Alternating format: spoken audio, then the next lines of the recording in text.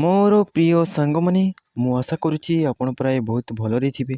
तो देखंतु वर्तमान जूनियर स्टेनोग्राफर पई वर्तमान नियुक्ति सुयोगटी आसीची। जो माने प्लस टू पास करछंती केवल प्लस टू पास करछंती ताले एई वैकेंसी को अप्लाई करि परिबे। तो देखंतु जदि आपण सिलेक्शन हेबे 46,869 टंका पर्यंत आपण पर मंथ आपण दरमा पाई परिबे। तो देखंतु ए वैकेंसी को आपण ऑनलाइन रे अप्लाई करि परिबे ताकि जूनियर स्टेनोग्राफर। तो तेबे चलंतु देखिबा एई वैकेंसी रो हमें डिटेल्स जानि नेबा आर एज केते रहउची एवं सिलेक्शन प्रोसेस केमिति रहउची। तेणु आपण वीडियो को कंप्लीटली देखिबे। जदि आपण मो चैनल सर्वप्रथम विजिट करिसंती ताहले चैनल को आपण सब्सक्राइब करिनिबे एवं एमिति लेटेस्ट अपडेट नोटिफिकेशन पाइबा पई बेल आइकन को मध्य आपण ऑन करिनेबे। तो तेबे चलंतु देखिबा एई नोटिफिकेशन माध्यम रे आमे डिटेल्स जानि नेबा। तो देखंतु सांगो माने एई नोटिफिकेशन टी रहउची जाकी CSIR institute of ministerial and materials technology.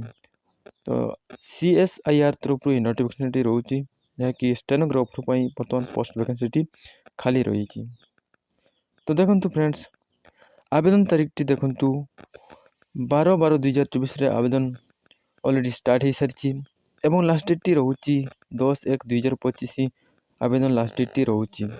Online application रहउची जाकी ऑनलाइन रे आपण अप्लाई करि परिबे। तो देखंतु वैकेंसी डिटेल्स संपर्क रे।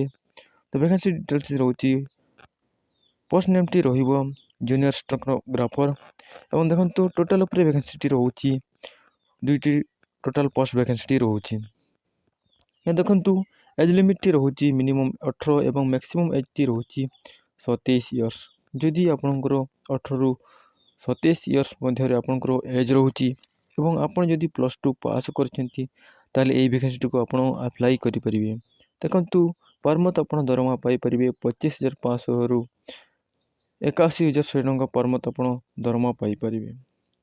यहाँ पर देखो क्वालिफिकेशन टू मुझे प्रथम रो कहली केवल प्लस टू पास क्वालिफिकेशन टी रहुची। यहाँ पर नेक्स्ट देखो एप्लिकेशन फी देखो पर कैंडिडेट एप्लिकेशन फी देवाक पड़ो 500 टंका पर कैंडिडेट एप्लिकेशन फी देवाक पड़ो। यहाँ पर नेक्स्ट देखो ए रिलैक्सेशन संपर्क देखो SC ST कैंडिडेट मानक 5 इयर्स ए रिलैक्सेशन रही एवं OBC कैंडिडेट मानक 3 इयर्स ए रिलैक्सेशन रही।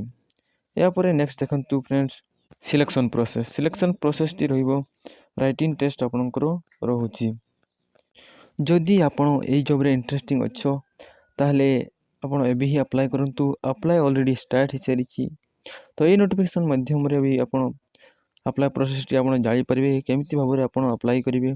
तो एई नोटिफिकेशन टी मो वीडियो रो डिस्क्रिप्शन रे यार लिंक टी मु प्रोवाइड कर देबी सेटू डाउनलोड करी आपण देखि नेबे केमिति भावरे अप्लाई प्रोसेस रहउची।